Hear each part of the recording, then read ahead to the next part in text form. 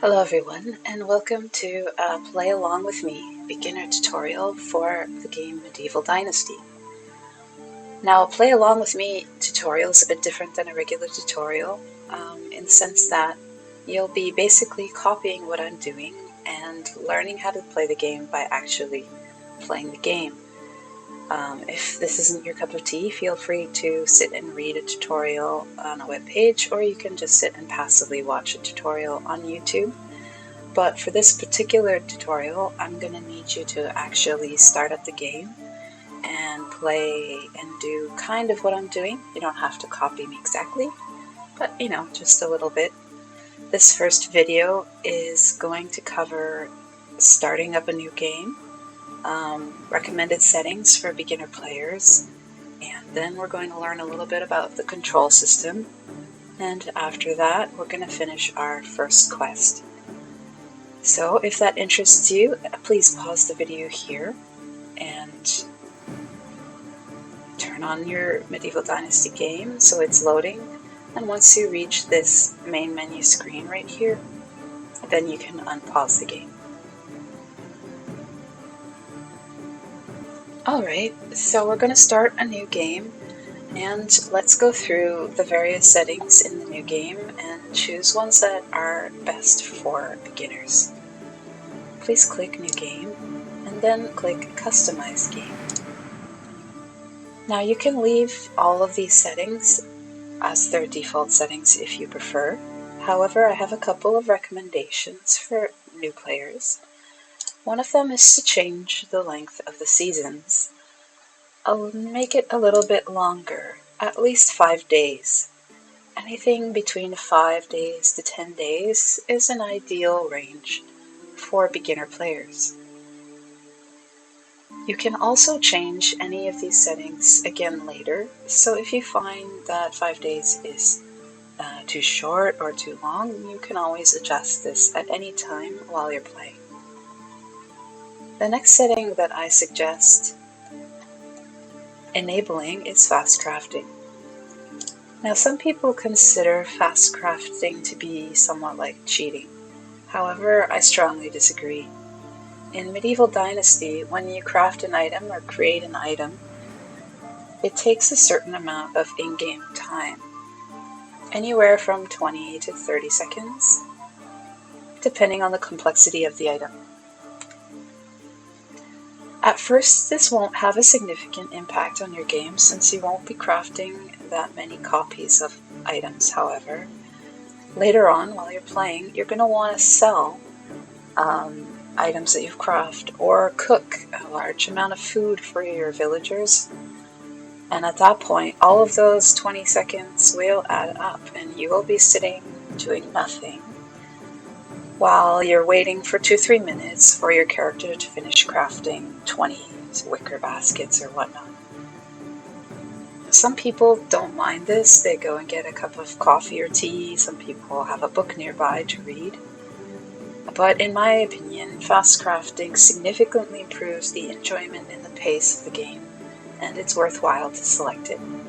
Again, you can change this setting at any time, so if you find that you want to leave it off initially, but eventually you find that it's getting tiresome to wait for the crafting to complete, you can always come back to this menu and turn it back on if you like.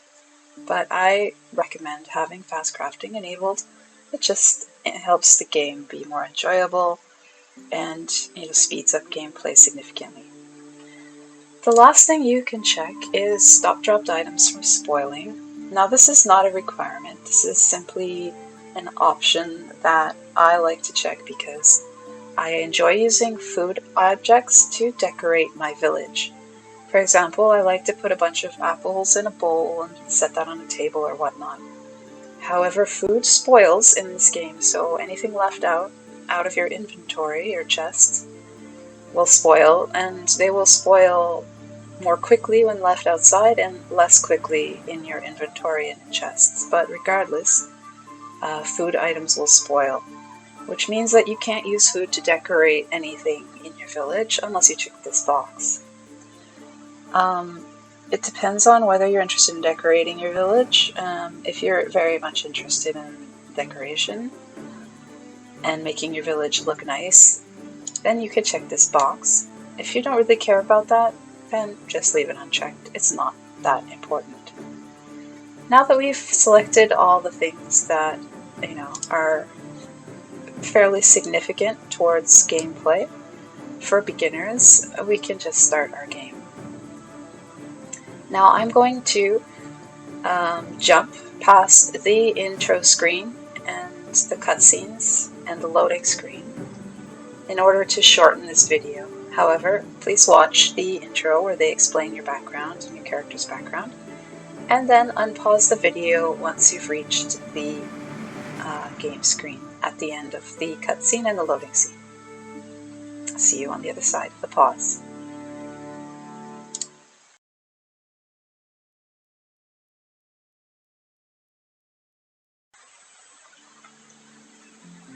And now we have entered into the game after our nice intro.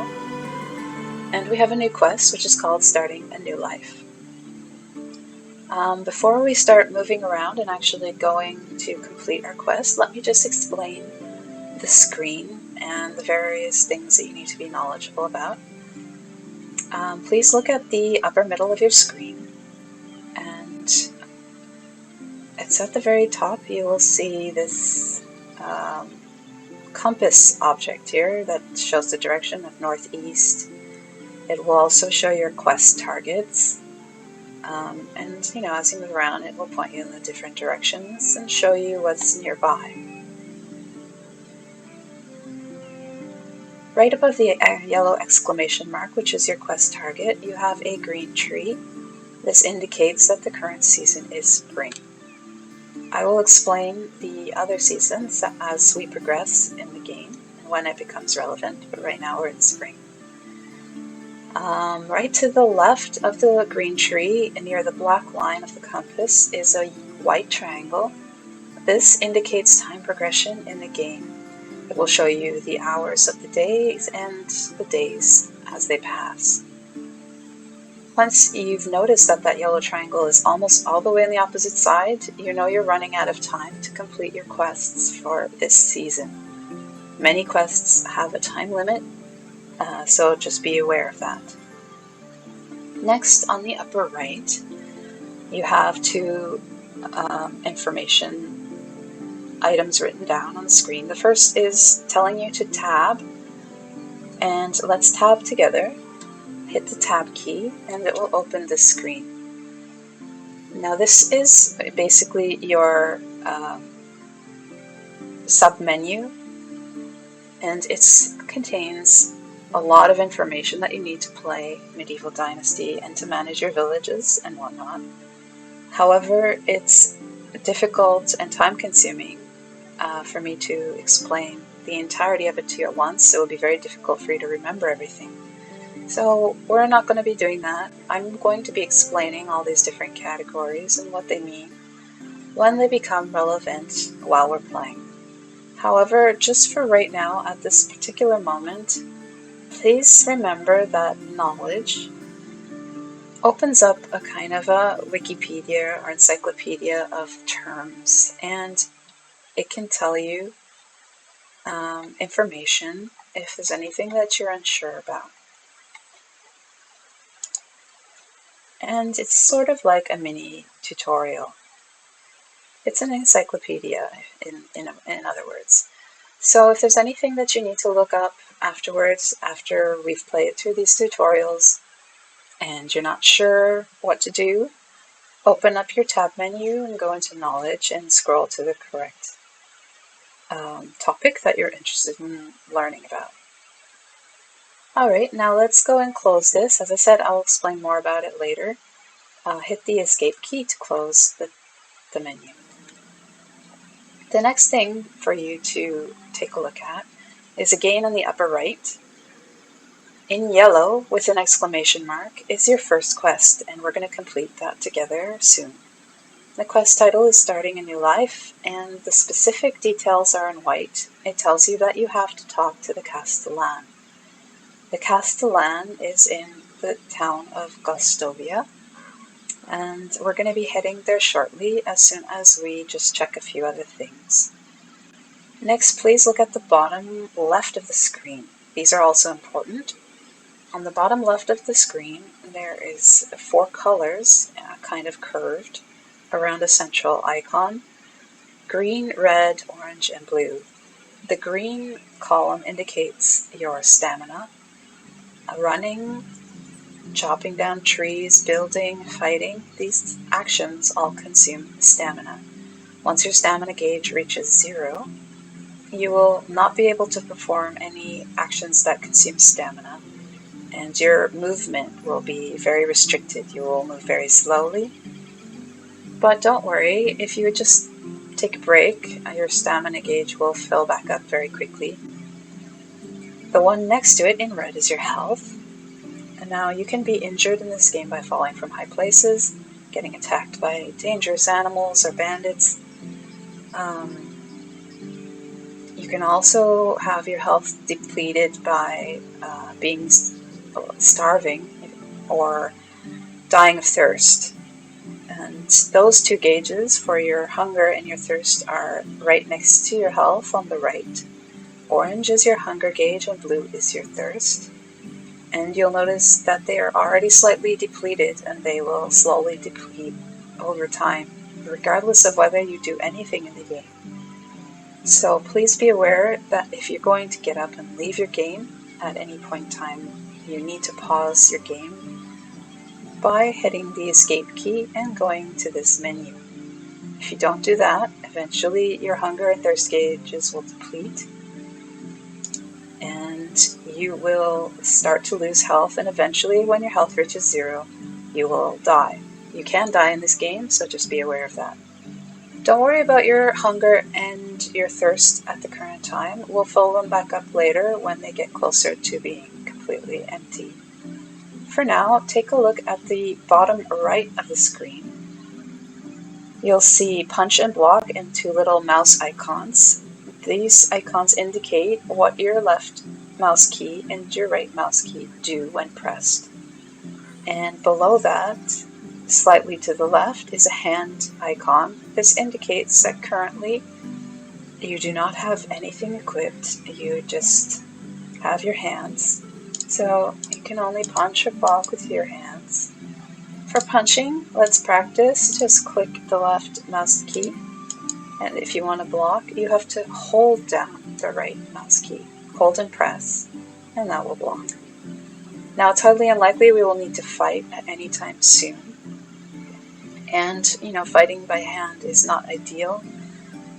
You're going to want to definitely equip a weapon at some point. It makes fighting bandits and whatnot a lot safer. However, Medieval Dynasty is not a fighting game particularly, and you don't need to fight that much if you don't want to. However, you do need to hunt for food, so please be aware that you will have to attack animals in this game. Alright, now that we have all those controls ready, let's check our movement controls. Please press the escape key if you're on PC. If you're on Xbox or PlayStation, please push the key to open menus, which I believe is like the option button or whatever button you usually press to open menus. And let's go to settings and keybinds. Now let's just quickly go over the movement keys and show you how to move around and what the different keys do. For moving forward, backwards, left, and right, you use the W, A, S, and D keys. This is pretty standard for most computer games.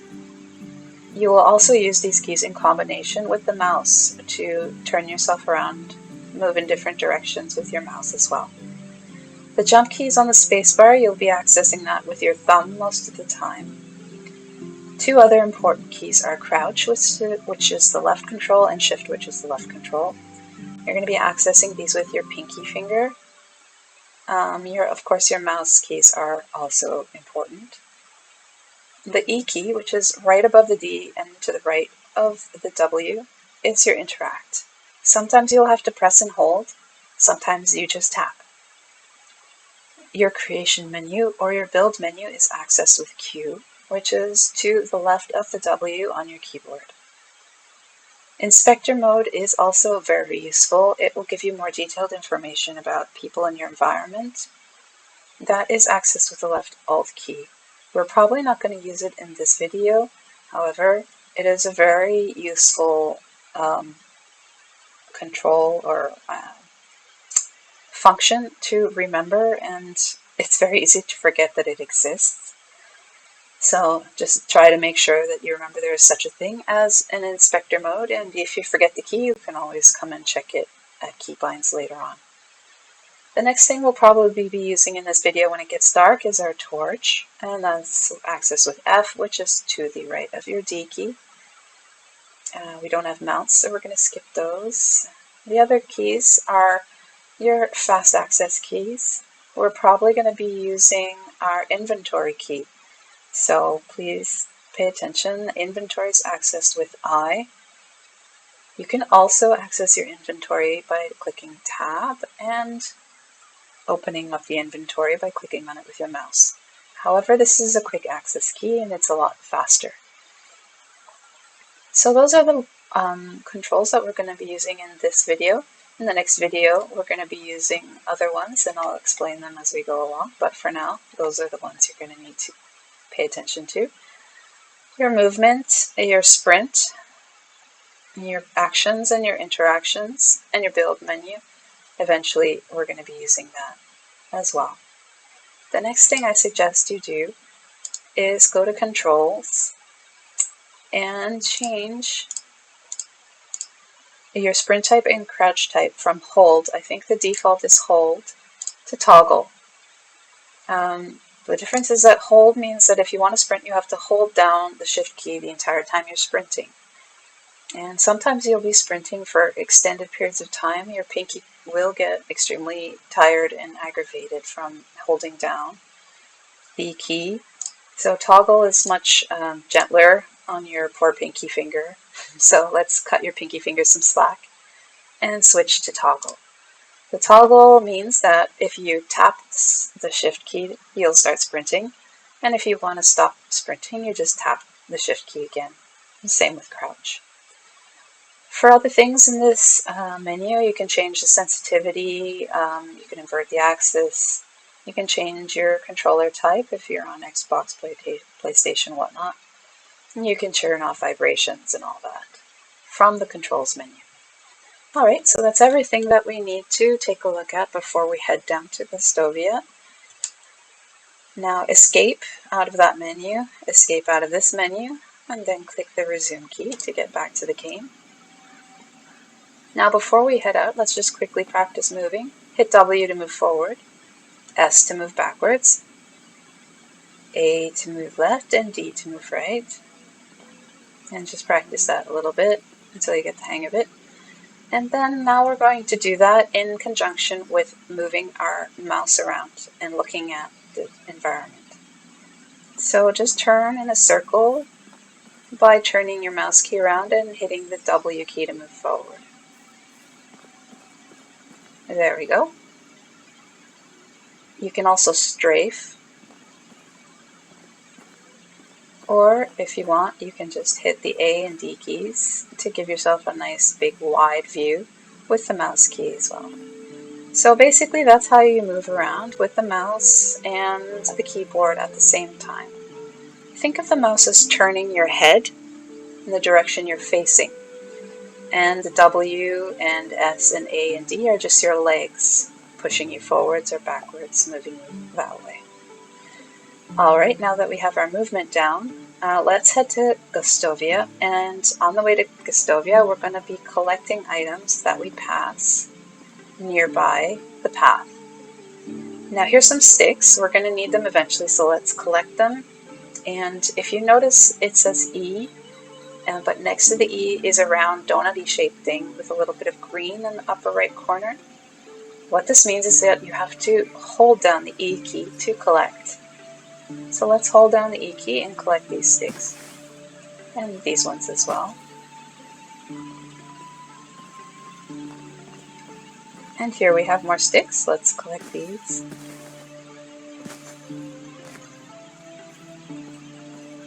Here is a stick on the ground. We don't need to hold down the E key, we just need to tap it, so let's tap it.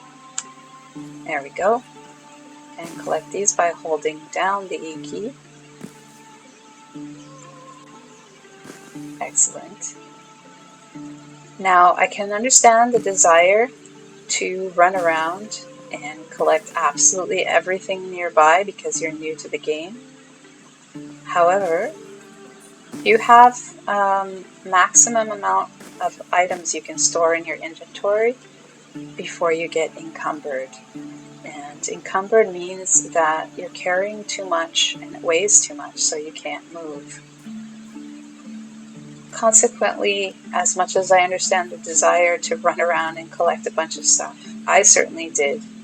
What you're going to find out is if you do that, you're simply going to run out of space in your inventory and you're going to have to throw it on the ground, which is just a waste of all your precious collecting time, and it's also a waste of the 5 days in spring that you have to complete various missions. So basically just collect whatever happens to be on the path and is easy to grab. It's really not that important that you grab everything that I'm grabbing, just whatever comes to hand. However, you do need to collect sticks and stones, so make sure that you grab some stones as well.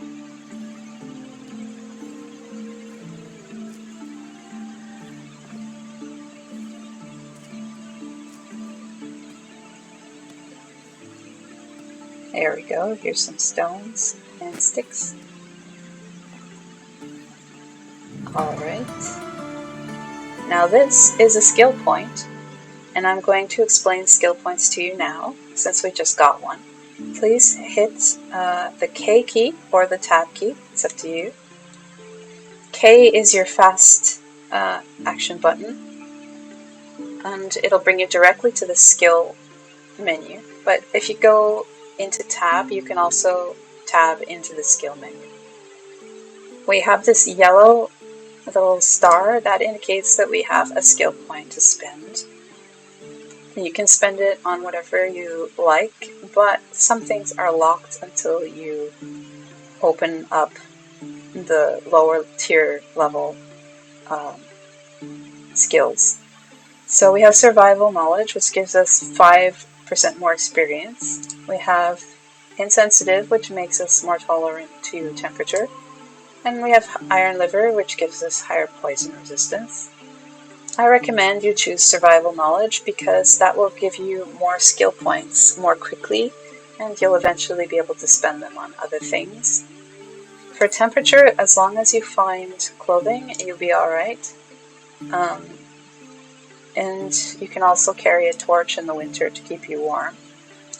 For iron liver, basically, it's really not all that important. It's very easy to cure yourself of a poison in this game, so don't worry about it. So let's put 1 point into survival knowledge. There we go. And let's hit escape to get back to our previous screen. Now if you want to keep collecting a little bit more, pause the screen. You'll get these little tutorial squares, and these will explain things as you go along. They're little helpful screens. But because you're playing along with me, you really don't need them. I'll be helping you out, so you can just close these. You don't have to read them. Alright, so pause and let me know by unpausing once you've reached this specific spot where you can see the town of Gostovia in the distance and the river. And once you've reached here, I'll unpause the game.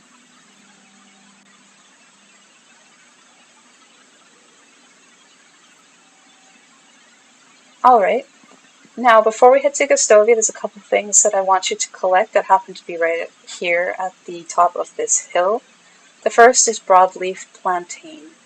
Now broadleaf plantain is useful to have because it will heal you slightly if you get injured.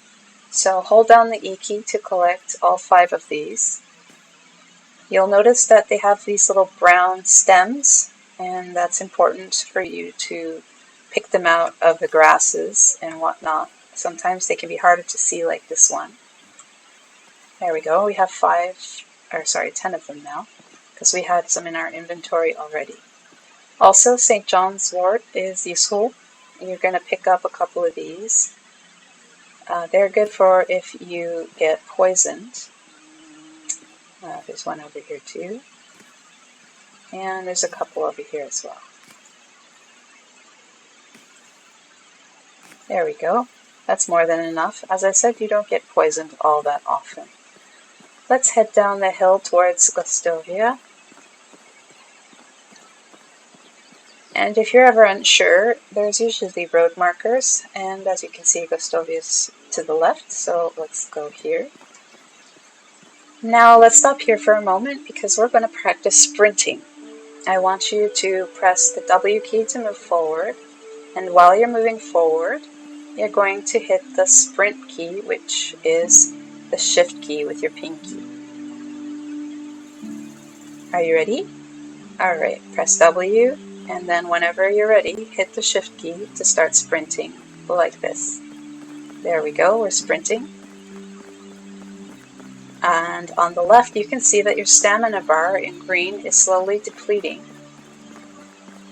And let's stop sprinting once we reach Gostovia. Here we are.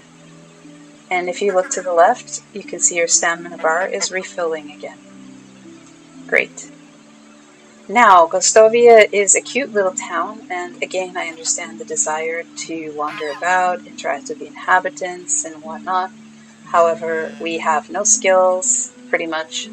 We have no items, and we don't have a lot of money either, so there's really not all that much you can do in Gostovia at the current time. So I suggest you just head directly to your quest target, which is indicated in yellow here. And as you can see, the quest target is moving around. So your quest target may not be exactly where my quest target is. The inhabitants of the village get up, they walk about, they change location. If your quest target is not in the same place as mine, that's perfectly okay. But you should be heading towards the yellow exclamation mark, whichever direction that happens to be. You should be heading towards that. Finally, before we progress too far, I would like to explain a brief mechanic to you. Now, please do not touch the E key until I've finished explaining this mechanic to you. If you want to, eventually you can steal these items from the village. Anything that is stealable is in red. If you tap the E key, even by accident, you will steal these items. However, please be aware that if you steal an item from any village and you can be seen to be doing it, even from a small character like a child, or even somebody who you think isn't related to the village, like a traveler, if you steal in front of anyone, your reputation will decrease. And your reputation is an important level in the game that allows you to build larger villages, recruit more people, etc. So decreasing your reputation is not ideal. You should avoid stealing during the daytime and only steal at nighttime when there's no one around if you intend on stealing. However, it is not a necessary part of the game. You don't need to steal. I never did my first playthrough. However, there are achievements related to stealing, so if you wish to get every achievement in the game, you will eventually have to steal. But for now, let's just leave their items unmolested and head to our quest target.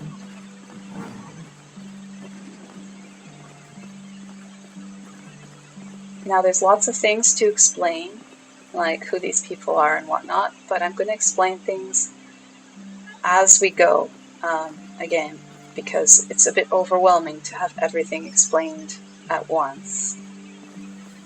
Alright, let's find our quest target. Or are you coming over this way? Okay. Is it you? No. Here we are. So you can tell that this is our quest target because unlike this person, Unigost has a yellow exclamation mark next to his name, which means he's the person we're supposed to be talking to for our quest. Also, you can tell that Unigost is the Castellan because he has a little piece of paper with a little seal or stamp on it that indicates the Castellan. And the Castellan is the representative of the king in this particular area. Alright, let's go ahead and talk to Unigost. You'll get a bunch of dialogue options. Please feel free to pick the dialogue option that suits you. I'm not going to give you pointers about which you should choose, because I think that's something very personal, and you should just pick whatever dialogue option seems to fit your play style. Please pause the video here, and once you're finished with the dialogue options, you can unpause the video, and we'll continue on together.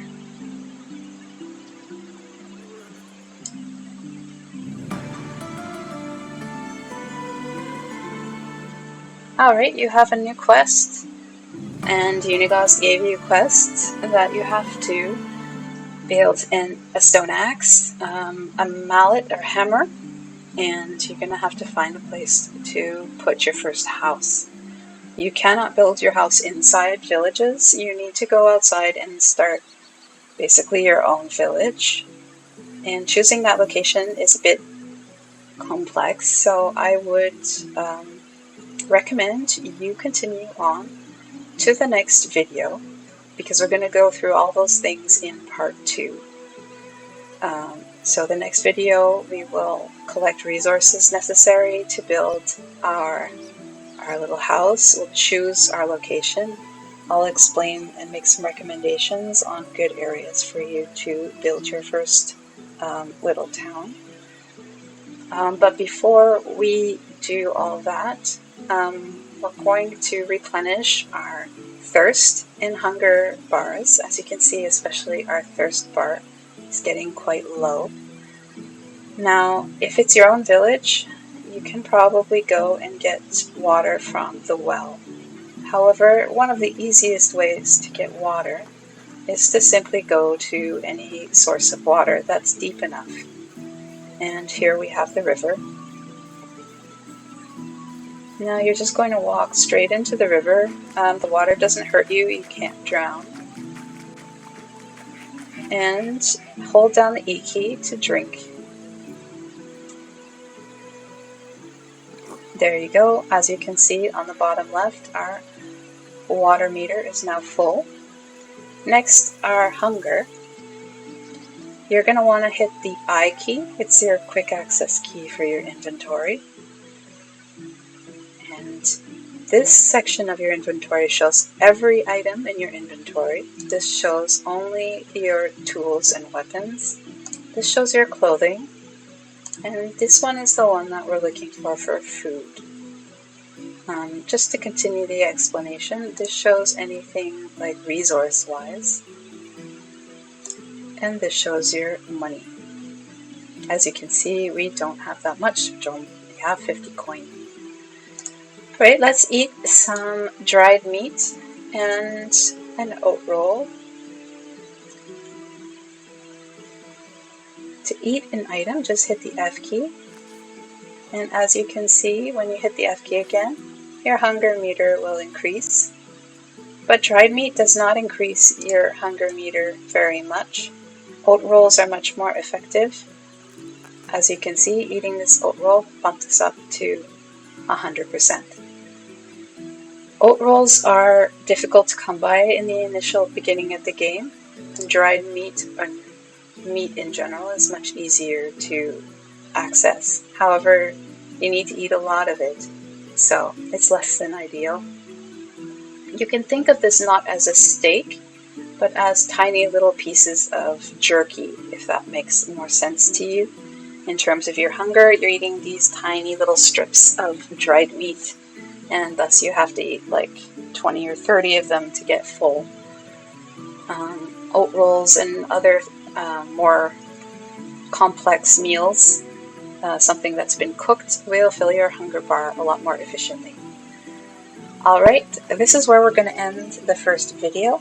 In the second video, as I said, we're going to collect resources and choose our building site. I hope to see you in video 2, and I hope you enjoyed playing along with me for Medieval Dynasty. If you're interested, you can always like and subscribe. Thank you very much for watching.